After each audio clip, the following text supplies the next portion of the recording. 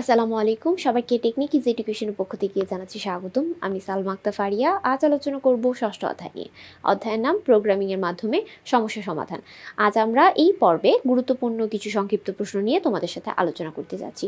প্রথমে আমরা দেখতে পাচ্ছি জ্ঞানমূলক প্রশ্ন উত্তর। সো আমরা আজকে কিছু জ্ঞানমূলক প্রশ্ন উত্তর পড়ব এই পর্বে। প্রথম কোশ্চেনে বলা হচ্ছে সমস্যা সমাধান বলতে কি বুঝো, আর অধ্যায়ের নামই কি? প্রোগ্রামিংয়ের মাধ্যমে সমস্যা সমাধান, অর্থাৎ প্রোগ্রামিংয়ের মাধ্যমে কিভাবে বিভিন্ন সমস্যা সমাধান করা যায় তাই শেখানো হবে, তাই তো?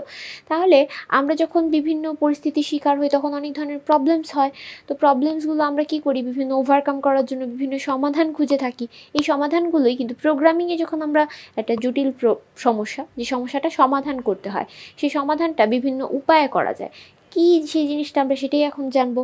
সো চলো, প্রশ্নের উত্তরে কি বলাই আছে যে কোনো নির্দিষ্ট লক্ষ্য অর্জন বা কোনো জটিল পরিস্থিতি থেকে উত্তরণের প্রক্রিয়াকে সমস্যার সমাধান বলা হয়ে থাকে। কোনো চ্যালেঞ্জ বা বাধা শনাক্ত করার প্রক্রিয়ার মাধ্যমে সমস্যার প্রকৃতি বোঝা যায় এবং এটি অতিক্রম করার উপায় খুঁজে বের করা হয়।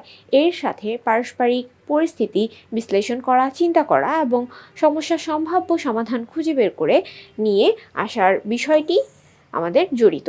তার মানে হচ্ছে আমাদের কোনো একটা সমস্যা যখন আমরা পড়ি তখন সেখানে আমরা খুব চিন্তা ভাবনা করি, আমাদের চিন্তাকে কাজে লাগাই, আমরা সেই পারস্পরিক পরিস্থিতিটাকে বিশ্লেষণ করে তারপর সেটার সম্ভাব্য একটা সমাধান খুঁজি যে কোন ওয়েটা আমার জন্য ভালো, এবং সেই অনুযায়ী আমরা কাজটা করি।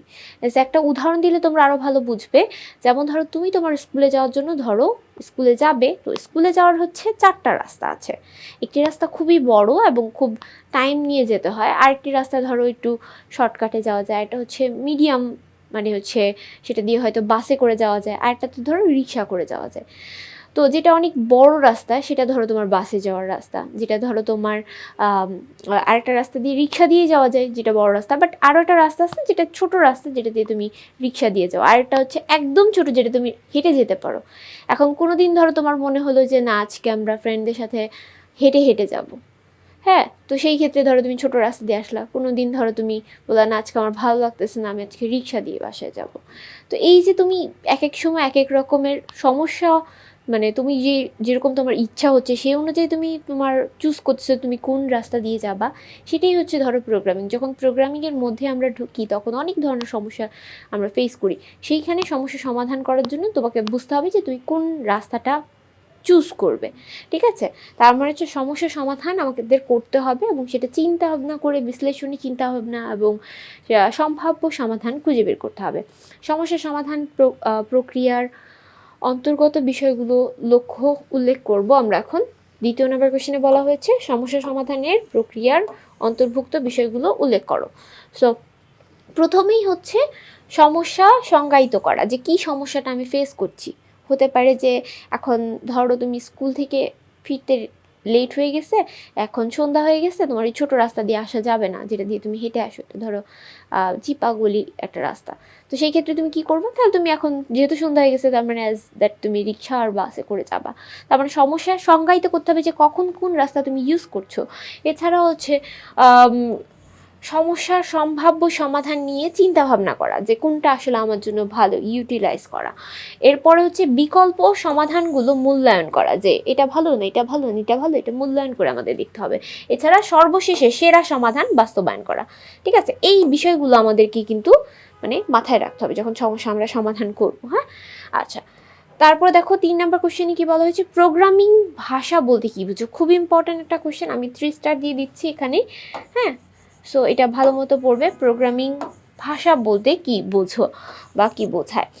কম্পিউটার বা ডিজিটাল যন্ত্রের মাধ্যমে কোনো সমস্যার সমাধান বা বিশেষ কাজে সম্পূর্ণ করার জন্য ব্যবহৃত নির্দেশাবলী সমষ্টি প্রোগ্রামিং বলে। তার মানে প্রোগ্রামিং হচ্ছে কি, কোনো কম্পিউটার বা ডিজিটাল যন্ত্রের মাধ্যমে কোনো সমস্যার সমাধান করছো, হ্যাঁ, এবং বিশেষ কাজ সম্পন্ন করার ক্ষেত্রে কিছু নির্দিষ্ট তুমি হচ্ছে কি দিচ্ছ, নির্দেশাবলী দিচ্ছ, সেটাকেই প্রোগ্রামিং বলা হয়। আর এই নির্দেশাবলী প্রদানের জন্য ব্যবহৃত সুনির্দিষ্ট নিয়ম বা সংকেতকেই প্রোগ্রামিং ভাষা বলা হয়ে থাকে। ঠিক আছে, তার মানে আমরা পারবো তো প্রোগ্রামিং এর ভাষা কাকে বলে। এরপর প্রোগ্রামিং এর ভাষার কিছু উদাহরণ দেওয়া আছে যে কি কি টাইপের প্রোগ্রামিং এর ভাষা রয়েছে, যেমন C, C plus plus, Python, Java ইত্যাদি, এগুলো সবগুলো প্রোগ্রামিং, ঠিক আছে, প্রোগ্রামিং এর নাম। যেহেতু কম্পিউটার মানুষের ভাষা সরাসরি বুঝতে পারে না, তাই কম্পিউটার ও মানুষের মধ্যে যোগাযোগ এর মাধ্যম হিসাবে প্রোগ্রামিং ভাষা কাজ করে থাকে। ওকে, তার মানে আমরা যেমন বাংলা, ইংরেজি, ফ্রান্স, জাপান এরকম টাইপের জাপানিজ ল্যাঙ্গুয়েজ ব্যবহার করে থাকি, বিভিন্ন টাইপের ল্যাঙ্গুয়েজ ব্যবহার করে থাকি, সেটা কম্পিউটার কিছুই বোঝে না। এই যে আমরা স্বরেয় স্বরেয়া ক খ বা ABCD 1 2 3 4 5 এগুলো যে লিখছি, এগুলো কিছুই সে কম্পিউটার বুঝে না। কম্পিউটার শুধুমাত্র বুঝতে পারে আমাদের 0 এবং 1, এই দুটি মানে হচ্ছে 0 and 1 এই দুটি সংখ্যা সে বুঝতে পারে, এছাড়া কিছুই বুঝতে পারে না। সো এই প্রোগ্রামিংয়ের মাধ্যমে আমরা আমাদের মনের যে ভাব বা আমাদের যে তাদেরকে কমান্ড দিচ্ছি, কমান্ডগুলো বোঝার জন্য তাদেরকে একটা ট্রান্সলেটর দরকার হয়, যেটা হচ্ছে প্রোগ্রামিং, যে আমাদেরকে আমাদের ভাষাটাকে ট্রান্সলেট করে তাদেরকে বুঝিয়ে দেয়, কম্পিউটারকে নির্দেশগুলো বুঝিয়ে দেয়। তাহলে 0 এবং 1-এর সমন্বয়ে সেই লেখাগুলো তারা কোডে ট্রান্সলেট করে থাকে। আচ্ছা, তার মানে মানুষ এবং এর মধ্যে যোগাযোগের ব্যবস্থা করে থাকে প্রোগ্রামিং ভাষা। প্রোগ্রামিং ভাষার মাধ্যমে কম্পিউটারের তথ্য ইনপুট দেওয়া হয় এবং কম্পিউটার ইনপুট প্রাপ্ত ডেটা প্রক্রিয়াকরণের মাধ্যমে ইনপুট হিসাবে ফলাফল প্রদান করে থাকে। আশা করি তোমরা এটা লিখে ফেলতে পারবে সুন্দর করে। সো এইটার মধ্যে আমাদের অবশ্যই প্রোগ্রামিং ভাষা কাকে বলে এটা মুখস্থ করব। কিছু প্রোগ্রামিংয়ের নাম আমরা মুখস্থ করবো, যেমন C, C plus plus, Python, যেহেতু তোমরা পাইথন শিখবে আজকে, এছাড়া জাভা ইত্যাদি আরও অনেক ধরনের আছে, সেইগুলো তোমাদের বইয়েও অনেকগুলো উদাহরণ দেওয়া আছে, সেগুলো লিখতে পারো। আচ্ছা, এরপর লিখবা যে যেহেতু মানুষ এবং কম্পিউটার যোগাযোগ করতে পারছে না, যে কারণে আর প্রোগ্রামিংয়ের ভাষা ব্যবহার করতে হচ্ছে, এতটুকু লিখলেই হবে। হ্যাঁ, দেখো 4 নম্বর কোশ্চেনে কি বলা হচ্ছে যে মেশিন ভাষা কি ব্যাখ্যা করো। উত্তর, যে প্রোগ্রামিং ভাষার শুধুমাত্র 0 ও 1 তথা বাইনারি সংকেত ব্যবহার করে কম্পিউটারকে সরাসরি নির্দেশ দেয় তাকেই মেশিন ভাষা বলা হয়। আমি ইতিমধ্যেই বলেছি যে কম্পিউটার 0 এবং 1 এই দুটি অক্ষর ছাড়া আর কিছুই সে বোঝে না। তাহলে 0 এবং 1-এর সমন্বয়ে যে কোডটা তৈরি করা হয় সেটা কি বলা হয়? বাইনারি কোড বা বাইনারি সংকেত, বা এটাকে মেশিন ভাষা বা মেশিন কোডও বলা হয়ে থাকে। এই কোডটা ব্যবহার করে কম্পিউটার সরাসরি নির্দেশ বুঝতে পারে, ঠিক আছে। যেমন ধরো তুমি বললা হ্যালো, তো সে হ্যালো কথাটা সে কিছুই বুঝতে পারেনি, হ্যালোকে সে ট্রান্সলেট করে 010110 এই সংকেত দ্বারা সে বুঝতে পেরেছে তুমি কি বলেছো। সো এইভাবে তারা হচ্ছে মেশিন কোডে তারা রূপান্তর করে নেয়। এটি কম্পিউটারের নিজস্ব এবং মৌলিক ভাষা। কম্পিউটারের নিজস্ব মৌলিক ভাষাই হলো মেশিন ভাষা, ঠিক আছে। কেননা মেশিন ভাষা বুঝতে কম্পিউটারের কোনো অনুবাদক প্রোগ্রামের প্রয়োজন হয় না। এই ভাষা কম্পিউটার সরাসরি বুঝতে পারে। মেশিন ভাষায় লেখা প্রোগ্রাম অত্যন্ত দ্রুত কার্যকর হয় এবং কম্পিউটার সরাসরি বুঝতে পারে। মেশিন ভাষায় লেখা প্রোগ্রামিং দ্রুত কার্যকর হলেও মানুষের জন্য এই ভাষা প্রোগ্রামিং লেখা বা ভুল সংশোধন করা অত্যন্ত কঠিন ও শ্রমসাধ্য। অর্থাৎ আমাদের জন্য এই ভাষা বোঝাটা অনেক কষ্টকর এবং কঠিন, যেই কারণে আমরা প্রোগ্রামিংয়ের মাধ্যমে ওই অনুবাদক যন্ত্রের মাধ্যমে আমরা কিন্তু আমাদের সেটা ট্রান্সলেট করে বুঝে নিয়ে থাকি, ঠিক আছে। এবং তাদেরকে বোঝানোর জন্যই, আমাদের ভাষাটা বোঝানোর জন্যই আলাদা করে কি ব্যবহার করে থাকি? কম্পাইলার এবং ইন্টারপ্রেটার, এই ট্রান্সলেটর দুইটাকে ব্যবহার করে থাকি, ঠিক আছে। আচ্ছা, নেক্সট কোশ্চেনে কি বলা হয়েছে?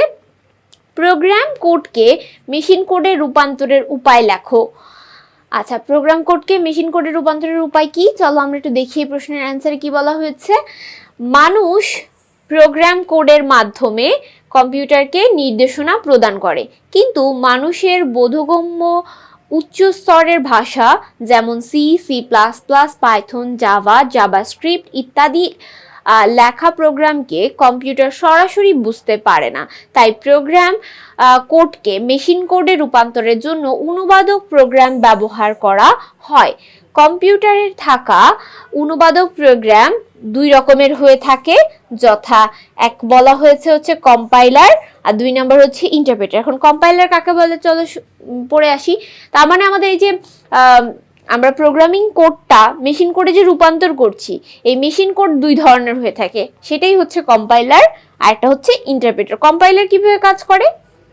কম্পাইলার উচ্চ স্তরের ভাষা লেখা সম্পূর্ণ প্রোগ্রামটিকে একসাথে পড়ে এবং একেবারে মেশিন কোডে রূপান্তর করে। অর্থাৎ ধরো তুমি একটা প্যারা একবার লিখেছো, সে একবার এটা রিডিং পড়ে নিয়ে একবারে সে ট্রান্সলেট করার চেষ্টা করে। আর এই একেবারে সব একসাথে ট্রান্সলেট করার ব্যবস্থাটাকেই হচ্ছে কম্পাইলার বলা হয়। যেই কাজটা করে তাকে কম্পাইলার বলা হয়ে থাকে, ঠিক আছে? তাহলে এই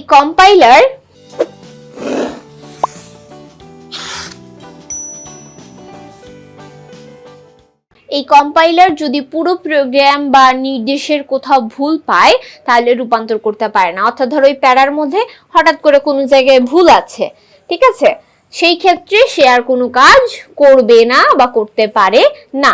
বাট ইন্টারপ্রেটার আবার অনেকটা আপডেট, সে কি করে পুরো কোডটি একবারে রূপান্তর করে না, সে একটি একটি ওয়ার্ড একটি শব্দকে আলাদা আলাদা করে রূপান্তর করে। দেখো ইন্টারপ্রেটার প্রোগ্রাম কোডটি প্রতিটি লাইন একে একে মেশিন কোডে রূপান্তর করে।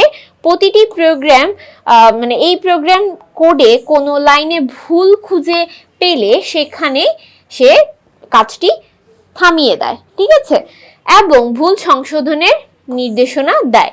তার মানে হচ্ছে ধরো কোনো একটা ওয়ার্ড, মানে ধরো তোমার এখানে প্রোগ্রাম বানানটা ধরো ভুল, সেই ক্ষেত্রে সে মানে প্রথম লাইনটা পর্যন্ত অর্থাৎ এই যে লাস্ট পর্যন্ত এইটুকু পর্যন্ত সে ট্রান্সলেট করবে, যে জায়গায় ভুল সেখানে এসে সে স্টপ হয়ে যাবে, যে সে নির্দেশনা দিবে এই জায়গায় ভুল।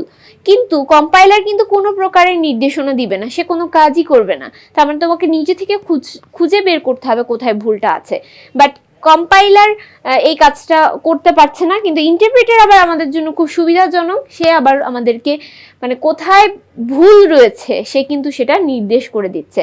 তাহলে ভুল সংশোধনের নির্দেশনাও দেয় এবং সে কিন্তু প্রতিটি লাইনই একটা একটা করে ওয়ার্ড সে হচ্ছে মেশিন কোডে রূপান্তর করে থাকে। ওকে, আশা করি তোমরা বুঝতে পেরেছো। পরবর্তী কোশ্চেনে কি বলা হয়েছে, মেশিন কোড কি এবং কম্পাইলার ও ইন্টারপ্রেটারের মধ্যে পার্থক্য লেখা। এখন তোমরা কম্পাইলার ইন্টারপ্রেটারের মধ্যে পার্থক্য লিখতে পারবে না?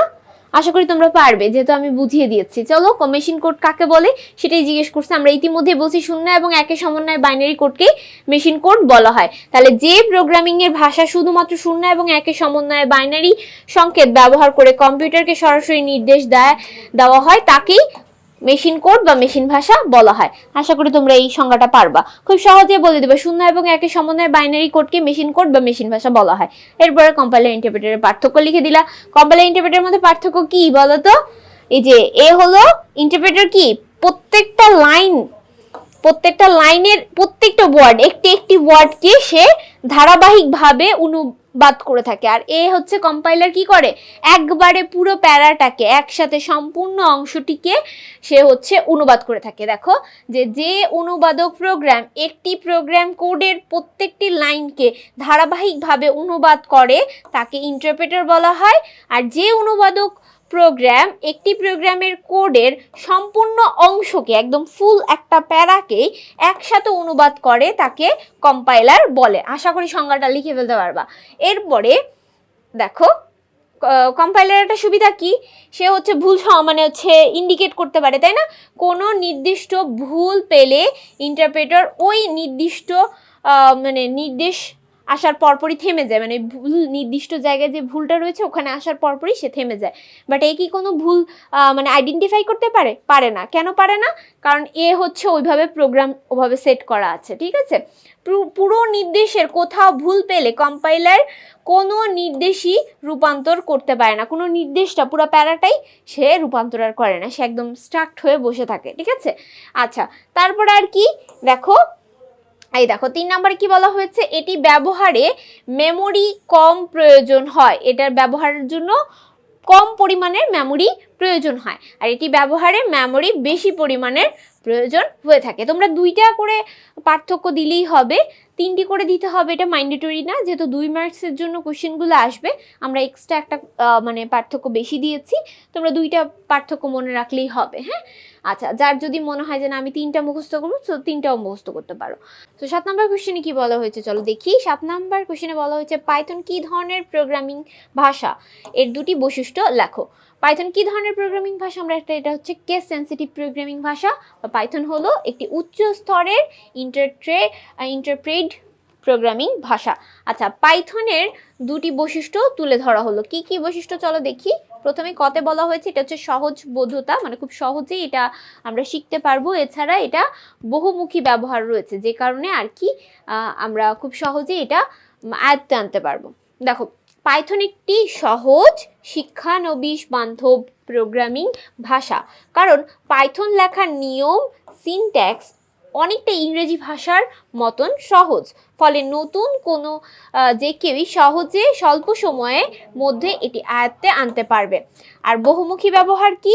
এটি ডেটা সায়েন্স, তারপর হচ্ছে ওয়েব ডেভেলপমেন্ট, আর্টিফিশিয়াল ইন্টেলিজেন্স অর্থাৎ এআই এবং অটোমেশন সহ প্রায় সকল ক্ষেত্রে অর্থাৎ সব ক্ষেত্রেই ব্যবহার করা যায়, যে কারণে এটা আমাদের অনেক হেল্পফুল হবে শিখলে। এর জন্য আমরা আর কি পাইথন প্রোগ্রামিং শিখছি, ঠিক আছে। এরপরে দেখো 8 নম্বর কোশ্চেনে কি বলা হয়েছে, পাইথন অ্যাপ্লিকেশন প্রোগ্রাম যেটা আমরা শিখছি, এই অ্যাপ্লিকেশন প্রোগ্রামটা কম্পিউটারে যুক্ত করার ধাপগুলো লিখো। আচ্ছা, পাইথন অ্যাপ্লিকেশন কম্পিউটারে যুক্ত করার ধাপসমূহ হলো ক, প্রথমে ইন্টারনেট সংযোগ চালু করে দেন পাইথন অফিসিয়াল যে ওয়েবসাইট রয়েছে সেই ওয়েবসাইটটি ডাউনলোড পেজ, এখানে লিঙ্ক দেওয়া আছে, এই লিঙ্কটাতে ঢুকে আমাদের কি করতে হবে? ডাউনলোড করে নিতে হবে। তাহলে এই লিঙ্কে গিয়ে সেখান থেকে পাইথনের সর্বশেষ সংস্করণ ডাউনলোড করতে হবে, ঠিক আছে। আমাদের এমসিকিউ আসতে পারে পাইথন প্রোগ্রামের হচ্ছে ডাউনলোড করার জন্য কোন লিঙ্ক ব্যবহার করা হয়, https://www.python.org/downloads দিয়ে আমরা ডাউনলোড করব। আচ্ছা, খতে হচ্ছে ডাউনলোড করা ফাইল এর ওপর ডাবল ক্লিক করে একটি উইন্ডোজ আসবে, সেখানে ইনস্টল নাও একটা বাটন রয়েছে, সেখানে ক্লিক করতে হবে, ঠিক আছে। ক্লিক করার পর আমাদের কি কাজ? এরপর আমাদের ইনস্টল প্রক্রিয়া শুরু হবে এবং কিছুক্ষণের মধ্যেই স্টার্ট আপ সাকসেসফুল এরকম হচ্ছে আমাদের একটা মেসেজ আসবে। তখন ক্লোজ বাটনে ক্লিক করলে উইন্ডোটি বন্ধ করে দিতে হবে। এভাবেই পাইথন প্রোগ্রাম বা পাইথন অ্যাপ্লিকেশন কম্পিউটারে সফলভাবে যুক্ত হয়ে যাবে। তার মানে আমরা এই যে ধাপগুলো বললাম ক খ গ গ 3টি ধাপ, এই 3টা ধাপের মাধ্যমে আমরা খুব সহজে পাইথন অ্যাপ্লিকেশন প্রোগ্রামটি হচ্ছে কম্পিউটারে যুক্ত করে নিতে পারি। আচ্ছা, এরপরে আমরা পরবর্তী কোশ্চেনে চলে যাব। আমরা পরবর্তী কোশ্চেনে কি বলা হয়েছে, থনি সফটওয়্যার ইনস্টল করা ধাপসমূহ। আমরা যখন একটা পাইথন প্রোগ্রাম চালু করব তখন কিন্তু আমাদের থনি সফটওয়্যারটা খুবই গুরুত্বপূর্ণ কাজ করে, কারণ এটাই হচ্ছে আমরা বিভিন্ন পাইথন প্রোগ্রামে লেখালেখির জন্য আমাদের হচ্ছে থনি সফটওয়্যারটা ব্যবহৃত হয়ে থাকে। তাহলে থনি সফটওয়্যার ইনস্টল করা ধাপসমূহ নিম্নে তুলে ধরা হলো। ক, প্রথমে কম্পিউটারের ব্রাউজারে থেকে থনি হচ্ছে অফিসিয়াল যে ওয়েবসাইট রয়েছে সেটাতে আমরা প্রবেশ করব, অর্থাৎ http://thoni.org তে প্রবেশ করতে হবে। ব্যবহৃত কম্পিউটারে উইন্ডোজ থাকলে উইন্ডোজ লেখার উপরে ক্লিক করতে হবে, যদি আমরা উইন্ডোজ কম্পিউটার ব্যবহার করে থাকি আর কি, তাহলে উইন্ডোজে ক্লিক করব। এরপর উইন্ডোজে লিঙ্কে ক্লিক করার পর থনি সেট আপ আর কি ফাইলটি ডাউনলোড হওয়া শুরু হবে। ডাউনলোড শেষ হলে ডাউনলোড করা ফাইলটির ওপরে ডাবল ক্লিক করে ইনস্টলেশন এর উইন্ডোতে আসবে, ইনস্টলেশন হয়ে গেছে আর কি। এরপর এই ইনস্টলেশনের উপর আমাদের আবার ক্লিক করতে হবে, তাহলে ইনস্টলেশন বাটনে ক্লিক করলে ইনস্টল শুরু হয়ে যাবে। এইবার দেখো সেইখানে আমরা কি করেছি, ইনস্টল হয়ে গেলে আমরা কি করব, ফিনিশ বাটনে ক্লিক করব। ক্লিক করার সাথে সাথে আমাদের সেই থনি সফটওয়্যারটি ডাউনলোড হয়ে যাবে। আশা করি থনি সফটওয়্যার কিভাবে ডাউনলোড করতে হয় তোমরা এই পর্বের মাধ্যমে বুঝতে পেরেছো। আজ আমরা দেখতে পেলাম পাইথন প্রোগ্রাম একটি প্রোগ্রামিংয়ের মধ্যে আমাদের থনি সফটওয়্যার কিভাবে ডাউনলোড করতে হয়, পাইথন প্রোগ্রাম কিভাবে ডাউনলোড করতে হয় এবং প্রোগ্রামিং কি, প্রোগ্রামিং ভাষা সম্পর্কে আজ তোমরা জানতে পেরেছো। আচ্ছা, আজ এই পর্যন্তই। সবাই ভালো থাকবে, সুস্থ থাকবে। আল্লাহ হাফেজ। আসসালামু আলাইকুম রহমতুল্লাহি ওয়া বারাকাতুহু।